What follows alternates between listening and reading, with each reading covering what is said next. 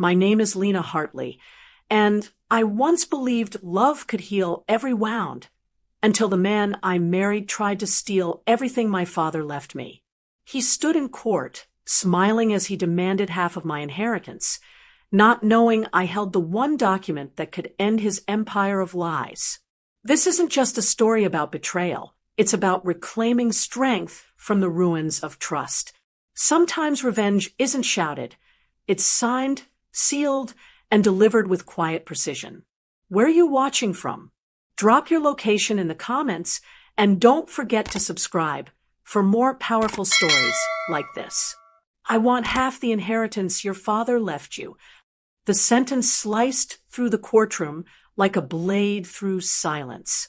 It came not from a stranger, but from my husband, Adrian Wolfe, the man who once knelt in the rain, drenched and trembling, swearing he'd love me even if we had nothing. Now he stood tall before the judge, every word from his mouth laced with confidence, as though victory already belonged to him. Just 3 months ago, he still brought me coffee every morning, still kissed my forehead, and called me the light of his life. But that morning, he looked at me as if I were property, something to be measured, divided, and owned. No one in that cold courtroom knew that inside the small black handbag I clutched tightly was the one thing that could make Adrian's world crumble, a single document signed in his own handwriting that could end everything he thought he'd won. The judge's gavel echoed like thunder, and the world around me blurred into white noise. I could still hear Adrian's voice somewhere distant, his polished shoes moving across the wooden floor, but everything felt heavy, dreamlike. Light spilled through the tall windows and landed on my trembling hands, and my mind, desperate for escape, drifted 7 years into the past, to the moment everything began. 7 years ago, I was not this woman hardened by betrayal and courtrooms. I was Lena Hartley, 27 years old, a daughter learning to breathe again after losing the man who'd built my world. My father, Richard Hartley, had created a financial empire in Charleston with nothing but grit and brilliance. When a stroke took him during a business meeting, it felt as though the sun had been cut from the sky. The 12-room mansion became an echo chamber of silence, broken only by the metronomic tick of the grandfather clock in the hall, a cruel reminder that time moved on even when I couldn't. To fill the void, I buried myself in work.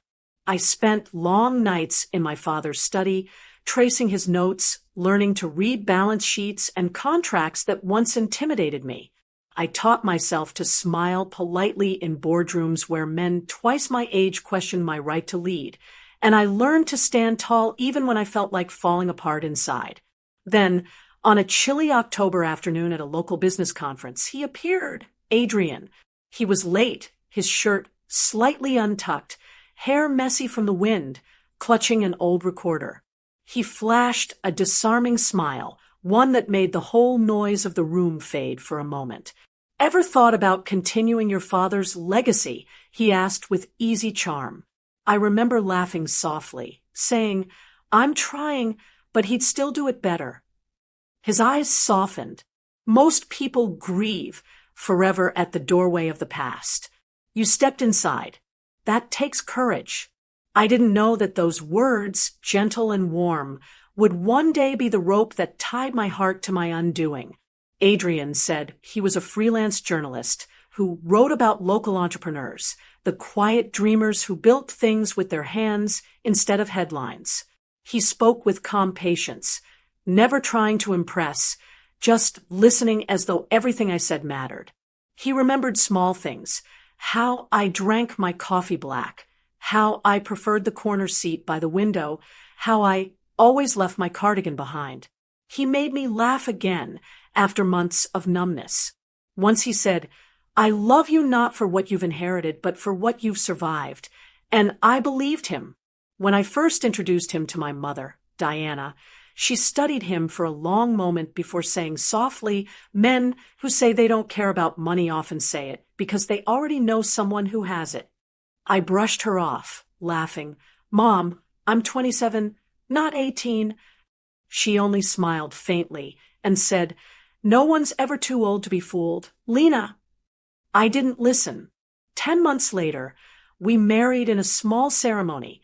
Friends, a few colleagues, white roses blooming in the garden like blessings.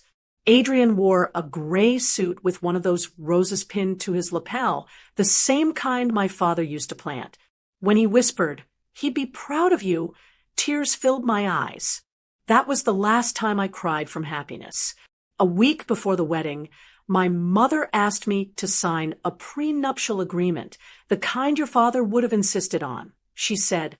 I hesitated, afraid Adrian would take it as mistrust, but he only laughed and wrapped an arm around my shoulders.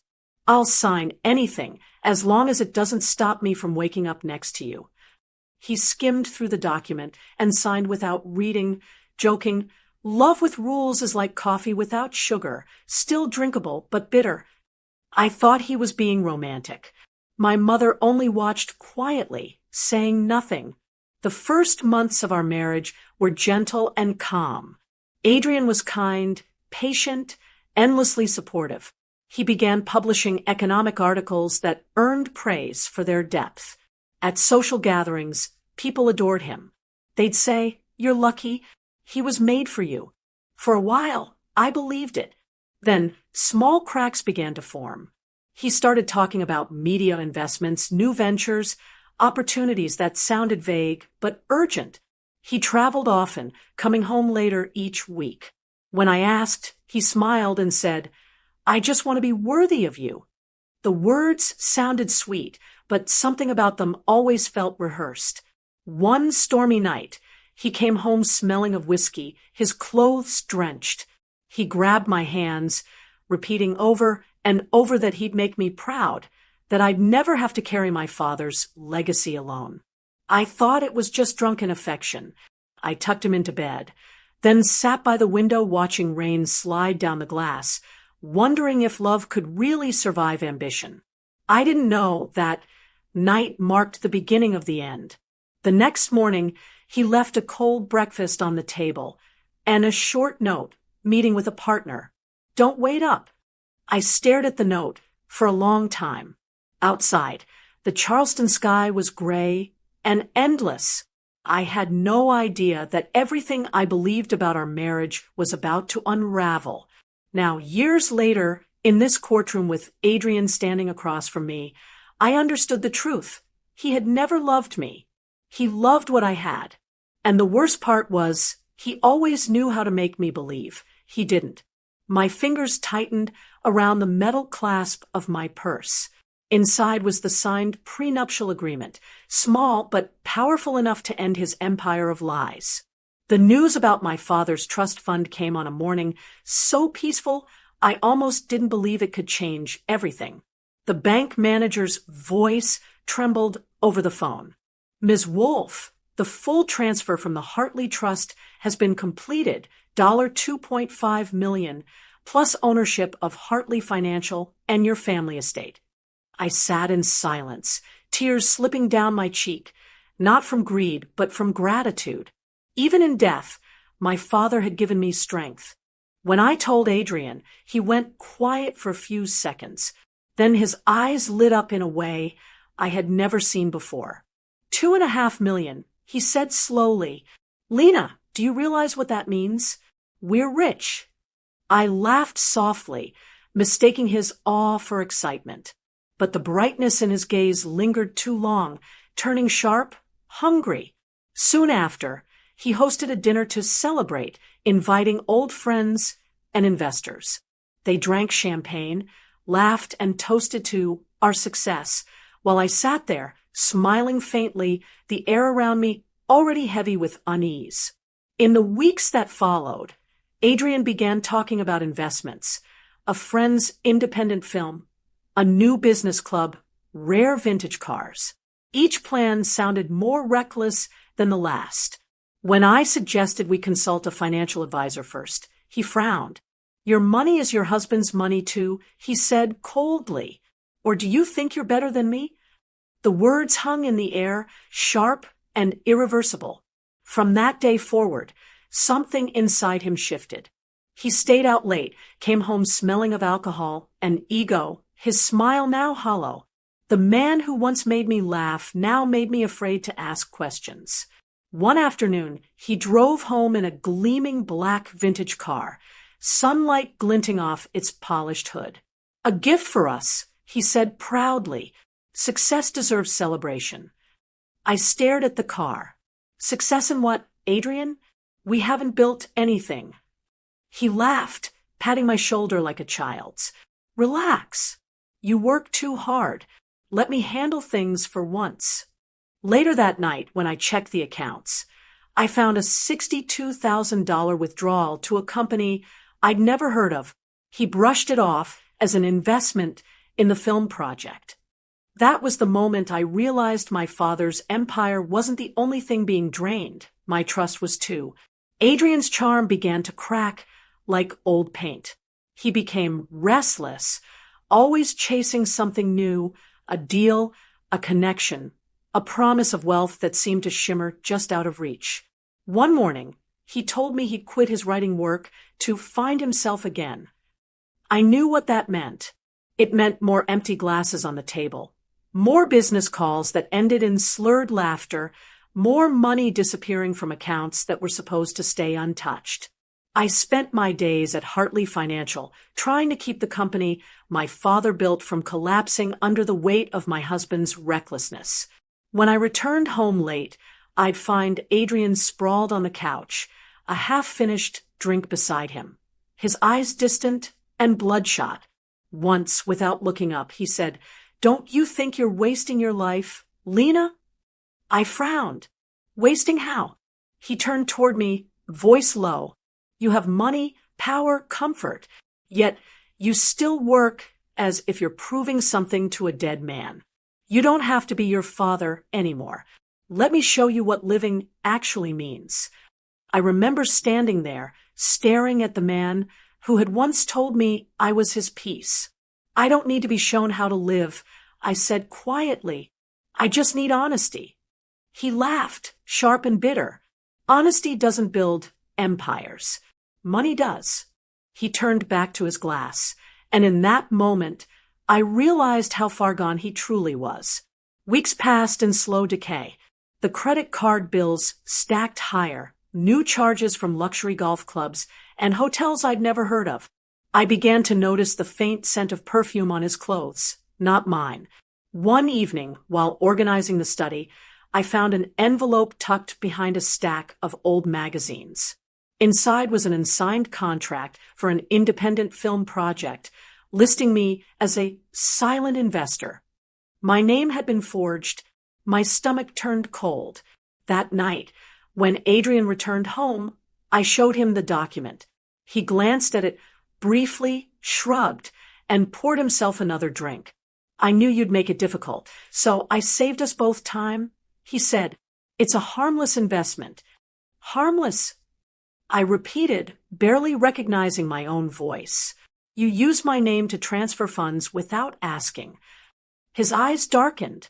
"I'm not a child, Lena. I'm your husband. Don't talk to me like I work for you." He stormed out, slamming the door, so hard the walls trembled. I stood there, the forged papers fluttering in my shaking hands, and felt something inside me harden. That night, I called my mother. She listened quietly, then said, "You can't lift a man who's choosing to fall. If he wants to drown, you'll drown trying to save him." Her words echoed in my mind long after the call ended. I began moving assets quietly, transferring what I could into accounts protected by the trust clauses. I didn't tell Adrian. I barely spoke to him at all. The house grew silent, except for the distant sounds of his late-night phone calls and the clink of glasses. One of those nights, I woke up and heard him speaking in the hallway, voice low and tense. "She controls everything. I have to find another way. She won't see it coming." My breath caught. I stayed perfectly still, listening as he continued. "Yes, I know the contract. I'll use that clause against her if I have to." My hands trembled under the sheets. I had no idea what clause he meant, but the way he said it made my blood run cold. The next morning, he acted as though nothing had happened. He kissed my cheek, smiled, and told me he'd be meeting a partner for lunch. I watched him leave, his polished shoes clicking against the marble floor, and a thought crept into my mind. He was preparing for something. I just didn't know what. After he drove off, I noticed his phone sitting forgotten on the kitchen counter. It wasn't unusual. He often forgot things when he was scheming. I gathered the mail from the table and noticed a small postcard wedged between newspapers. The front displayed the name of a law office in Atlanta, Stephen M. Drake, attorney at law. My heart thudded as I flipped it over. The handwriting was messy, hurried, draft of divorce strategy, adjustment plan in case she refuses to negotiate. The words blurred before my eyes. Divorce strategy plan. She refuses to negotiate. That she was me. The man who once whispered love in my ear was now plotting my financial destruction. My legs weakened. I gripped the edge of the table, trying to steady my breath. When I finally looked up, the house felt unfamiliar, like a stage built for lies. That evening, Adrian came home late, cheerful as ever, carrying a bottle of wine. He talked about a new opportunity, an investment partner he'd met for lunch, all while pouring me a glass. "You look pale," he said softly, touching my hand. "Are you feeling all right?" I forced a smile. "Just tired." "You work too hard," he said. "You should let me take care of things." His tone was soothing, but every word felt like a test. I excused myself early that night, claiming a headache, and hid the postcard inside a notebook on my bedside table. Sleep didn't come easily. Every time I closed my eyes, I saw the same image. Adrian sitting in that courtroom, asking for half of what wasn't his. I thought about the contract he'd forged, the phone calls at night, and now the postcard. He wasn't just trying to take my money. He was planning a war. The next morning, I drove straight to meet my father's lawyer, Mr. Carl Whitman, a man I'd known since childhood. He listened quietly as I laid the postcard on the table between us. His expression darkened as he read. "Stephen Drake," he muttered. "He's a divorce attorney. A clever one. He's known for helping spouses redistribute assets before filing." My stomach twisted. "You mean Adrian's already preparing the papers?" Carl nodded slowly. "It's likely. Has he brought you any documents to sign recently?" I thought of the tax file he'd handed me weeks ago, saying it was just to simplify our joint assets. I'd signed it without question. Carl sighed heavily. Then he might already be positioning himself to claim part of the trust. "We'll need to act fast." I left his office in a daze, gripping the postcard so tightly it creased in my hand. When I reached home, Adrian was sitting in the living room, the soft flicker of the TV reflecting off his face. He turned to me with that easy smile that had once melted every fear I'd ever had. "I was starting to think you were having dinner with someone," he said lightly. "I met with Carl Whitman," I replied, setting my bag on the table. His smile faltered just for a moment. "What for?" "Routine review," I said, pretending calm. He reminded me to check some old documents. Adrian leaned back, eyes narrowing with that familiar mixture of charm and suspicion. "You really are Richard Hartley's daughter. Always so cautious." He stood, walked closer, and placed a hand on my shoulder. "Don't look at me like that. You know me. I'm not scheming. I just want what's fair." I met his gaze steadily. Fair is such a dangerous word. Adrian. It means different things to different people. He laughed softly and turned away, but the twitch in his jaw betrayed him. 3 days later, he left for another business trip. As soon as his car disappeared down the driveway, I called Carl. "We need to reopen the accounts," I said. "Every one of them." By afternoon, we'd uncovered multiple transfers, small Precise amounts moved regularly from my secondary accounts into an art investment fund under Adrian's name. $62,000 gone. He listed you as co-signer, Carl said grimly. I nodded, numb. So he's been preparing this longer than I thought. That night, I returned home and sat alone in the darkened living room. The air smelled faintly of Adrian's cologne. The shadows seemed to move like memories, his laughter, his promises, his lies. Somewhere between love and betrayal, the woman I used to be had vanished. I wasn't his wife anymore. I was his opponent. The following morning, I woke with a strange calm. The storm inside me had settled into something sharper, colder, clarity. I made myself coffee, sat by the window, and watched the sun climb slowly over the magnolia trees. The roses my father once planted stood in neat lines below, the dew on their petals glinting like quiet tears. My father used to say, a person's true worth is revealed when no one is watching. I finally understood what he meant. Adrian had been performing his whole life. Every gesture, every word, every smile carefully crafted for an audience. But behind closed doors, he was a man built entirely on lies. Later that day, I called Carl. Prepare everything. I said, if he moves first, I'll be ready. Carl didn't ask what I meant. He knew. Over the next few days, we gathered every record, every receipt, every contract that bore Adrian's signature.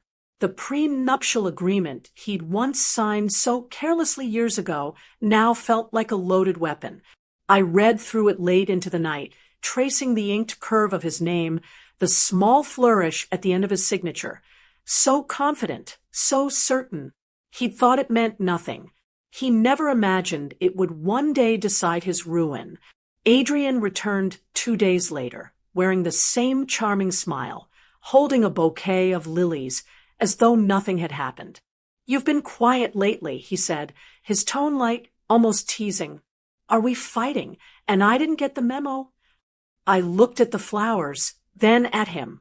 You tell me, Adrian. He placed the bouquet on the counter, his eyes flickering briefly, just enough to show unease. You're acting like a stranger, he said softly. You're the one who made me one. I replied. His mouth twitched, but he said nothing. That evening, during dinner, he mentioned hiring a new financial consultant, someone who can help us manage things better. He said, I set down my fork slowly. Someone recommended by Stephen Drake, perhaps. His hand froze midair. For the first time in years, Adrian looked truly startled. The mask slipped. Where did you hear that name? You left your mail open. I lied. He seems resourceful. He leaned back, exhaling sharply. So you've been snooping? No, I said quietly, just paying attention. The air between us turned heavy. He forced a smile, trying to recover. You've got it all wrong, Lena. Drake's just an acquaintance. You know me better than that. I smiled faintly. I used to. That night, he didn't sleep in our bed. I heard him pacing downstairs, his phone lighting up the dark every few minutes. When dawn broke, I found him sitting at the dining table, still in yesterday's clothes, a glass of whiskey beside him. We need to talk, he said, his voice raw. About what? About us, he muttered. This tension, this distance. It's not good for either of us. I don't want to fight. He reached for my hand, but I pulled it back. Then stopped pretending. Adrian, you already started a fight when you brought lawyers into our marriage. His face paled. You don't know what you're saying. I know exactly what I'm saying. You hired Stephen Drake to plan your exit. You used my name to fund your projects. You lied, you stole, and you thought I'd never find out. His jaw clenched, the softness in his features turning sharp. And what if I did? You think you can just keep everything to yourself? Your father's money, your company, the house. It's all yours, isn't it? What does that make me, Lena? A guest in my own marriage. I looked at him, for a long moment. You made yourself that way. He slammed his fist against the table, the sound echoing through the quiet house. You're not going to destroy me, he hissed. I've worked too hard for this. You didn't work for anything, I said calmly. You took. His breathing quickened, his eyes darting toward the door as if calculating his next move. Then he stood abruptly and left without another word. That evening, I received an email from Carl. Attached was the summary of the trust's legal protection clauses and a scanned copy of the prenuptial agreement Adrian had signed. At the bottom of the agreement, in bold, was a clause my mother had insisted upon, the one Adrian never cared to read. It stated that any claim to marital assets would be void if the spouse was found to have manipulated, falsified, or forged financial records under the primary heir's name. And Carl's audit had proven exactly that. The forged investment document alone was enough to disqualify him from claiming assent. I sat there staring at the screen, my hands trembling with relief and fury. The very paper he had signed with a smile, the one he'd joked about being sad coffee without sugar, was the key to his downfall. 2 days later, Adrian served me with official divorce papers. I didn't cry. I didn't even flinch. Instead, I handed them to Carl and said, "File our response." In our counterclaim, we attached the evidence, his forged documents, his fraudulent withdrawals, and the clause he'd ignored. Within a week, the court summoned him for an emergency hearing. The morning of the trial, the sky over Charleston was pale gray, the air heavy with rain.